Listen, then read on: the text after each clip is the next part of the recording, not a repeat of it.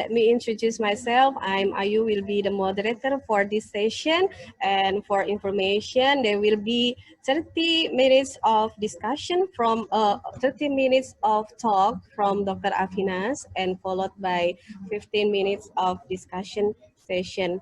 And then if you have question, please make the question or write the question in the chat room, and then I will choose two fastest question for given the question live by using your video, and then the other question will be only addressed not by only reading the question. Okay, without further ado, please welcome Dr. Avinash Sharma. Okay, Dr. Avinash, the time is yours. Thank you very much, Ayu. And first of all, I would like to thank you all for inviting me to talk in this conference. And unfortunately, I think I am unable to share my screen. Can you please enable this screen sharing? Okay. Yeah. Yes, I can now. Yes.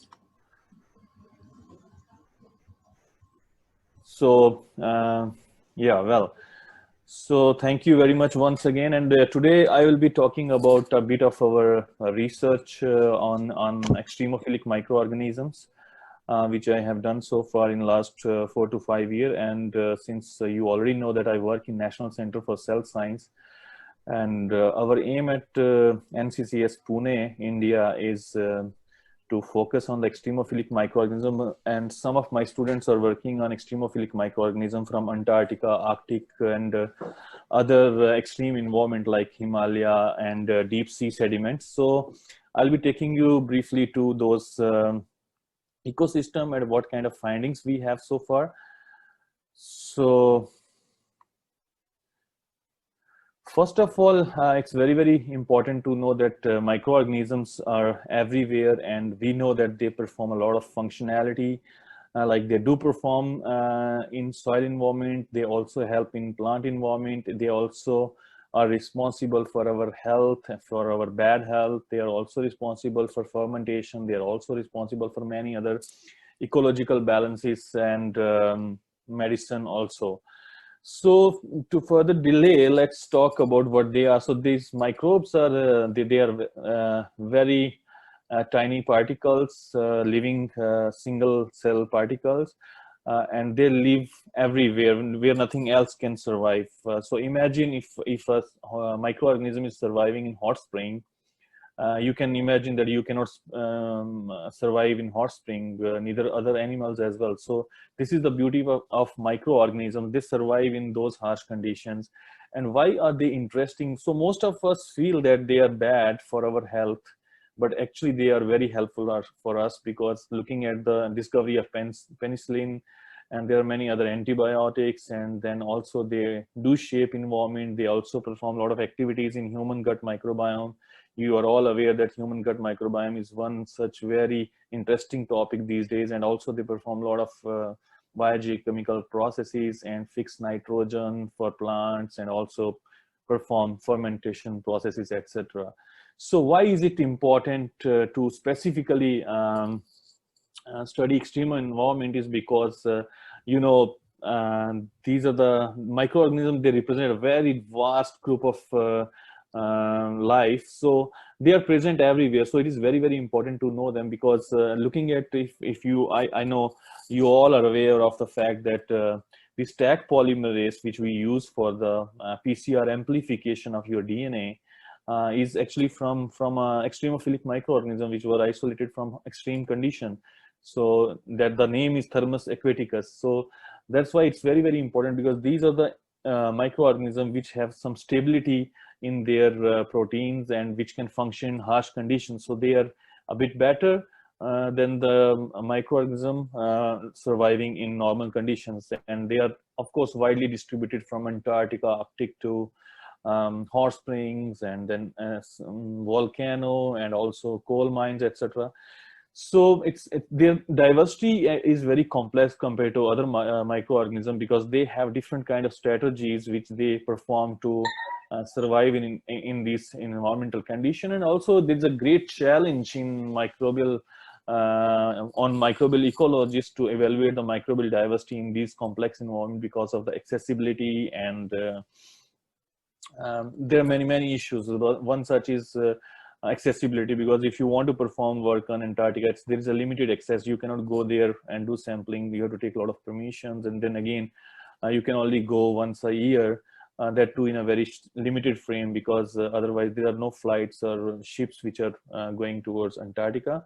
So in short, the life is consisted of these three domains, which is bacteria, archaea, and eukaryote. So I'll not be talking much about eukaryote, but I'll be talking about bacteria and archaea, which we have done some studies we have done on these domain of life.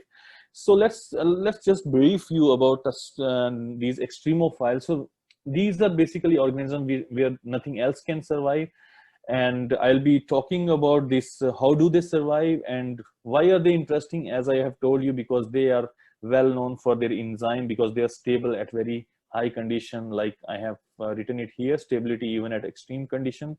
So basically any organism which is surviving in any extreme condition is called as extremophile. And there are many other group of extremophilic microorganisms, like thermophiles, which like heat, acidophiles, which like acidic environment, and then psychrophiles, they do like cold, and halophiles, they work in salt environment, and likewise.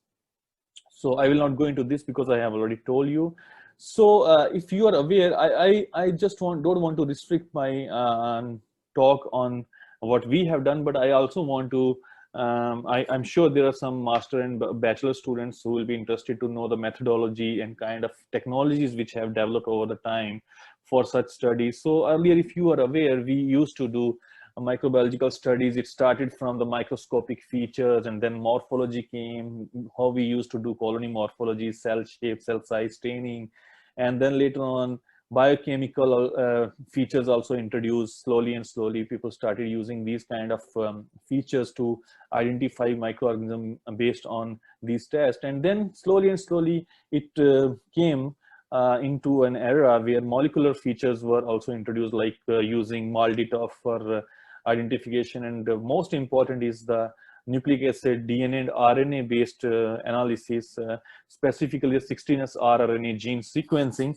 So 16S rRNA gene sequencing is the most common housekeeping genetic marker. It's a very stable gene, and it is present in all bacteria, and it is large enough. It's the size of this gene is quite high, and because of which it is very easy to identify microorganism at species level, although there are some genera which are still we cannot be able to identify up to species level using 16S rRNA gene, but we have other genes which we can perform, and then we can conclude. And if you see, in 1980, only 1791 valid bacteria were discovered, and if you talk about today, I think it's more than 16,000. So how the evolution and how these sequencing technologies has helped microbial ecologists to discover a lot of microorganisms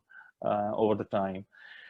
But the problem here is, which these microbial ecologists are facing, is basically if we do cultivation of microorganism, you are aware that only fraction of this can be cultivated in laboratory condition, and most of them are unable to culture in microbiological labs, because we are unable to provide them natural environment. We are unable to provide them what kind of gases, what kind of elements they want to grow. And because of that, it is very, very difficult to conclude or say anything about the remaining microbial diversity, which is hidden, which is 99%, which is very vast. So if you see, the majority is silent and it's untapped. And if you look here, if we take a sample, we dilute it, and if we see on petri dish, we can see only one colony or 2 or 10 or 15 after dilution. But if we see the same sample under the microscope, we can see that there are plenty of other microorganisms which we are unable to see on the plate. So how to study those microorganisms? Because that is very, very important. You cannot complete a study by cultivating 1% of the microbial diversity and just ignoring the 99%, because it is very, very important to have the overview of the whole community diversity. Okay, so then what happened is over the time, these sequencing technologies which function on the total genomic DNA have they came into action. And the first generation sequencing, I still remember in my PhD when we used to do clone library construction, and we used to insert the gene into the clone, and then we used to do sequencing. But we cannot do millions of sequencing for these clones, and we cannot pick millions of clones because there are drawbacks, and it's very expensive if we go by that way. And then came the next generation, raw solid and ABI, and then at the moment we have nanopore, smart by Pacific Bioscience, and we also do have SMIC these days, which we are performing to understand the remaining. You remember I told you the 99% which we are unable to culture in laboratory condition is actually explored by these technologies. So I'll come to you later how it works. So why DNA sequencing technology, and what are the technologies look like? I mean, ideally, how these technologies should be. So one thing is it should be very fast, because it should not be that I'm running a sample and it's working for months and years like it used to when the Human Genome Project was started. It took around 1 year to sequence one genome, I think more than 1 year. So it should not be that way. And then it should be accurate. It should give accurate result and easy to operate, of course, and it should be cost effective, because cost is very, very important, as you all are aware that if you are a researcher, there's always a constraint of funding. So DNA sequencing is very, very important. Why is it important? Because it's a blueprint for life, and it helps us predicting the function, structure, and evolution of the gene, which is present in not just in microorganism, but overall in all the living organism. And it also helps us in targeting the genetic disorder, genetic infections, diagnostics, and therapies. So based on, like, nowadays people are predicting based on genome-based sequencing that this particular organism has these many genes, and it can help us doing XYZ functionality in the environment or in the human gut. So this is how these sequencing technologies are very, very important these days. So I was talking to you in my last 2 slides, I guess, that it should be fast, it should be accurate and fast. So if you see in 1980, if we have to generate 1 KB, imagine, I'm sure you all use your phone and you know what is KB, GB, MB and all. So if you imagine in 1980, we can only generate 1 KB of data per year. Okay, please have a look on this slide. And if you look today, we are in 2020, after 40 years, we can generate up to 1000 GB data. It's KB and this is GB data per day for any sample we are analyzing for the microbial communities.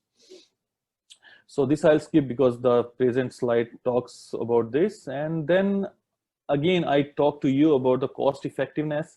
And if you look at 2001, when this Human Genome Project was started, it used to cost around $100 million for sequencing 1 genome. And today, if you want to sequence the same genome, it will not cost you more than $500 to maybe $1,000. So imagine the cost cutting in these technologies and how these are going to be helpful, because not each and every lab or every country which are low income countries can bear this much cost. So this cost effectiveness is very, very important. So no, I have sequencing data. No, I have done everything. I have technologies. I can generate thousands of GB of data, but what next? What to do now? So then it is very, very important to have strategies to do microbial diversity analysis. For that, you need to develop certain expertise in bioinformatic analysis, because I may not be able to focus on those pipelines here because of the shortage of time. Because if I talk on that, It will take a lot of time. So in short, you need to develop expertise in bioinformatics. And those who are listening to me, who are into their masters or bachelors, I request you all to at least start working on the bioinformatic analysis if you want to go into research area and if you want to do microbiological studies, because this is very, very important field. And without genes and genomes, I think microbiology is incomplete. So you need to have these kind of expertise which you have to develop. And in present scenario, if you go for microbiological research, this bioinformatics is something which is closely associated with any research you perform in, I think, any field. So here, if you take a sample, you do community analysis, you have DNA over here, and these were the methodologies which we used to do earlier by cloning the sequence and the fragment and then sequence them. But nowadays, community to direct PCR amplification, and then we can do sequencing, and then simply we can do phylogenetic analysis, and that's all.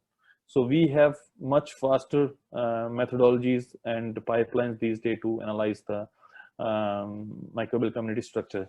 So I will take you to one of our study which we have done recently on Antarctic soil, and the longitudinal study. It was samples were taken on each alternative day, and we recorded some of the environmental parameter, and we found that yes, these small changes in the environmental parameter does impact the microbial community, although there were not much variations in the communities, but within the communities there were definitely different community structure we have observed.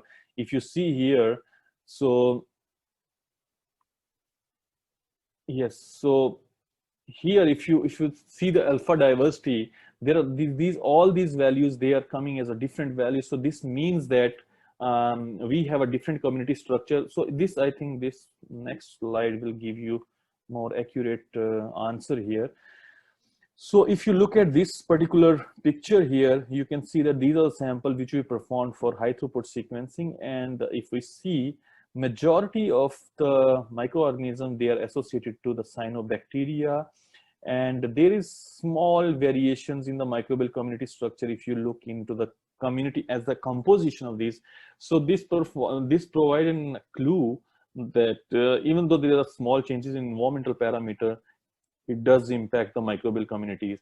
And here we also concluded that cyanobacteria are the major dominating microbes which are present in Antarctica, because they have the tendency to survive in those extreme environmental conditions. But we were interested to know how they are, what kind of mechanism they are developing to, survive in those harsh conditions.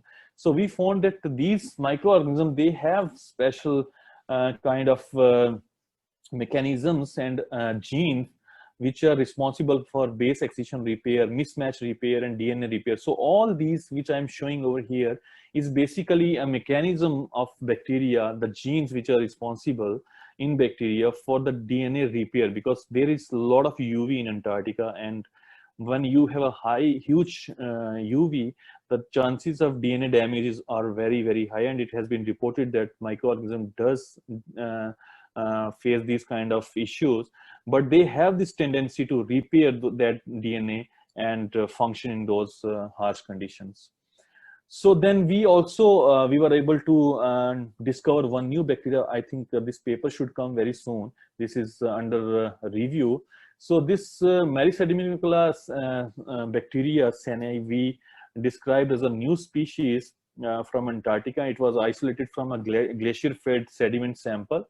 And using the 16S RNA, which I told you that is a genetic marker, we did some analysis. And if you can find here in the slide up, you can find that this particular bacteria is showing a different, one second, let me take this down. This bacteria is showing a different clade over here, and this shows that it is a new species. But nowadays it is very, very important to have genome sequence analyzed, and without that you cannot comment. And we also did genome sequencing here, and we also found using genome based phylogenetic tree that this is indeed a new species.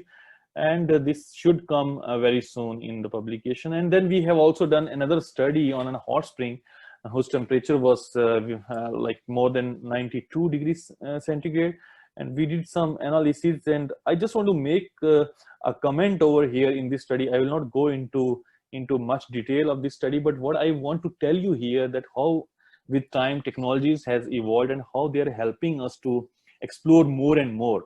So if you look this paper which we published in 2009, we could only isolate 17 bacteria and 2 genera because we did cultivation approach. So not much genera, not much strains were isolated from this particular environment. But if you look at the technology which was advanced a bit later using clone library, here you can see that we could able to isolate 6 genera and 22 species. So compared to this technology, with advancement of the clone library and other technologies we used here like DGGE, we could move from genera 2 to 6 genera.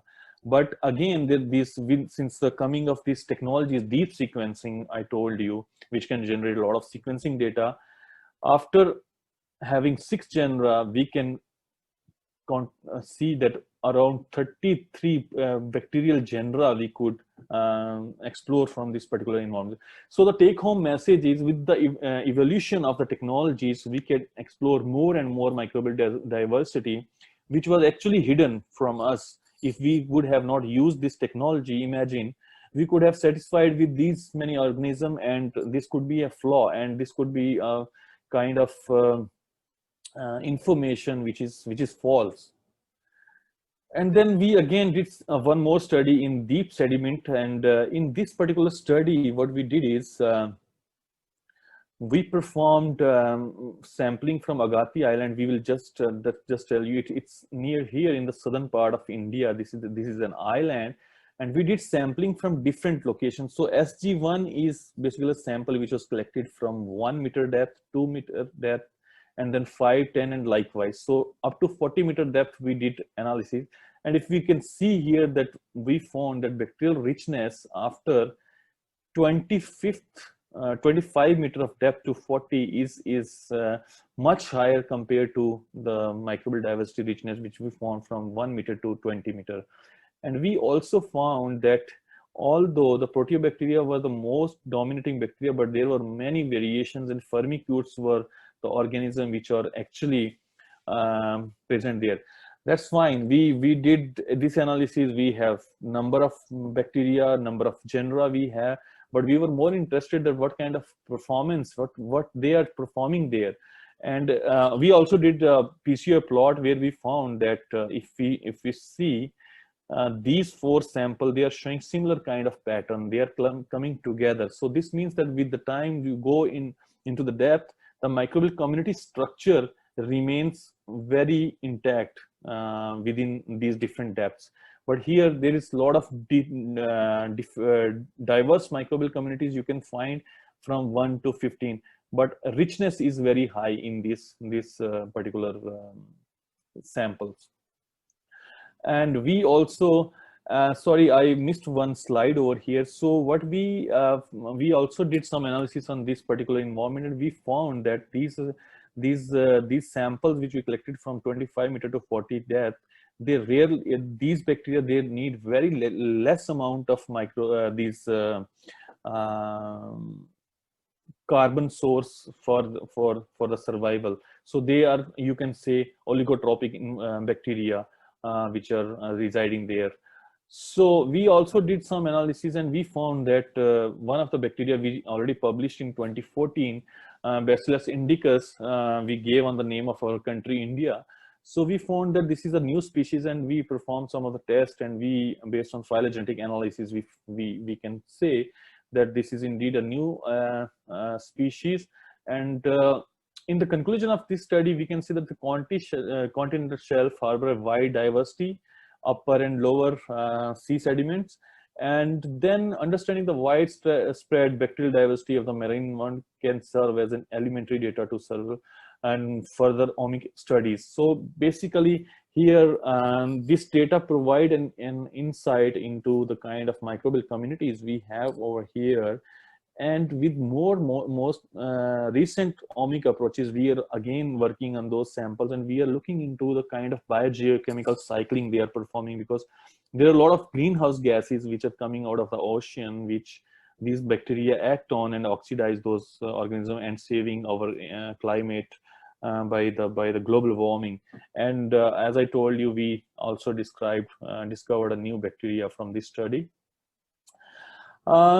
This is very important study which we have performed in the recent past, and if anyone who is working on microbial ecology, please listen to these 2-3 slides very carefully, because here what we did is, if you can see that the topic of the studies, cultivation of diverse microorganisms from hypersaline lake and impact of delay in sample processing on cell viability. So basically what we did is we went to the sampling site and we did cultivation on site. So we took all the media and everything, and we took the sample and kept them in those flasks, and bring those flasks back to the to our laboratory, with maintaining the temperature. And one set of sample which we took from there, we performed in laboratory conditions. So we used two approaches. One is on-site and one is cultivation in laboratory after transportation of sample. So it took us around 2 days to reach back to the laboratory. And from this study, the whole total number of isolate which we can isolate were 449. But the important thing which I want to share here is, if we see the on-site sampling strategies here, cultivation strategies here, and the laboratory strategies here, although 10 genera, which we found here were found in both the cases, but if you see here, these 7 genera which we found on site we were unable to cultivate in laboratory conditions. So we hypothesized that the sample processing is very important. So the sooner you process the sample, the chances of getting more and more diverse kind of microorganism is very high. Like in case of us, we could isolate 7 genera. Imagine 7 genera which we could have never isolated if we would have stick to only one approach, that is laboratory based approach. So these are some of the bacteria based on the 16S RNA gene sequencing which we could isolate, and these all are going to be potential new bacteria and archaea. And among these bacteria and archaea, we have already discovered and proved that these are the new bacteria and archaea. I have not introduced that slide into this particular slide because of the time constraint. And with this, I think I'm pretty much within time. And with this, I would like to thank my extremophilic research group. This is my research team who are working very hard and performing a lot of research activity in my laboratory condition, in my lab. And then I would like to acknowledge our director for giving me freedom to work in different scenarios and different environment, and Dr. Yogesh Oche, head of our department. And then Dr. Kunal Jani, who has recently been awarded as a PhD, as his PhD. So he's also actively involved in this research. Mr. Swapnil is again working with us, and a lot of master students come to my lab every year, and they do contribute a lot to these studies by performing different kind of experiments. And of course, Department of Biotechnology, Indian Council for Medical Research, and Ministry of Health and Science India are highly acknowledged for providing me funding to conduct my research. So this was all about my talk, and this is one of the picture I'm showing you from Antarctica. I was collecting a sample from this island, and this is, so you can see clearly the icebergs over here, the Antarctic condition. These are the emperor penguins. So in short, I think all our dream can come true if we have the courage to pursue them. So thank you very much for your attention. That's all. Okay. Thank you very much, Dr. Avinash. Very interesting presentation. And before we move into the discussion session, I would like to inform that all participants should fill the attendance list that will be shared into our chat room. And then for all participants, you can ask for our presenter today by writing on the chat room. And then we already have one question here, Dr. Avinash, from Yes, yes, please. Mr. Saifuddin from Batam. Mm-hmm. Maybe Mr. Saifuddin would like to turn the video on. I will give you a live session of questioning your question to the speaker today. Mr. Saifuddin. Okay, thank you, Okay. moderator.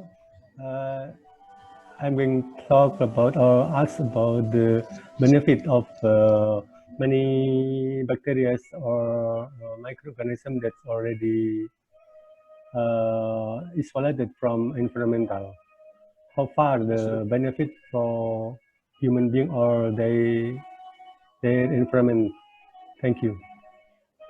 So your question is what kind of importance these environmental microorganisms they do have, right? Yeah, how far? Yeah, this is benefit for us. So yeah. So recently, I'm sure you have heard one news that there are a lot of methane which has been seeped out of Antarctica. If we talk specifically about Antarctica, so a lot of methane is coming out of Antarctica. So researchers have found that the microorganisms which are present there, they oxidize this methane and stop it to go into environment, thus stopping the greenhouse gas effect. And because of that, this global warming is in control. So these are kind of the performance they are doing. And again, it's not just the methane, but they perform a lot of other activities, other processes within the environment. They actually shape the environment, because if you see any other, if you have seen that there are many countries which are using bio-based, microbe-based technologies to recycle the waste product as well. So they have a lot of importance in environment, not just in environment, everywhere. I mean, you can see in human body, in animal body, in agricultural land, so everywhere. So these are the just a tip of iceberg, the kind of importance they have. They have huge importance. Okay, thank you. Yeah. So one more question, it's okay? Okay.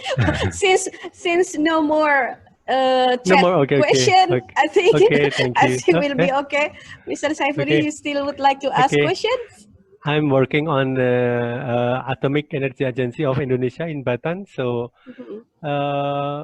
is there any possibility to use the microorganism to detect any contamination of radionuclides in some environment? Dr. Sharma? See, I have not actually, frankly speaking, I have not worked into that area.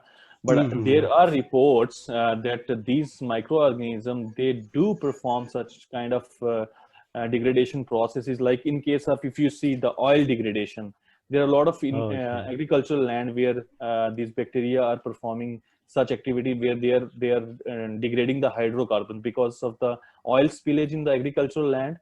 So likewise, if you can see, and I'm sure if you are taking sample from those environment, and if you can see, there will be definitely these kind of microorganisms, because whatever ecosystem you are taking into consideration, they act on that. So if for example, let us say there is a lot of starch there on the land.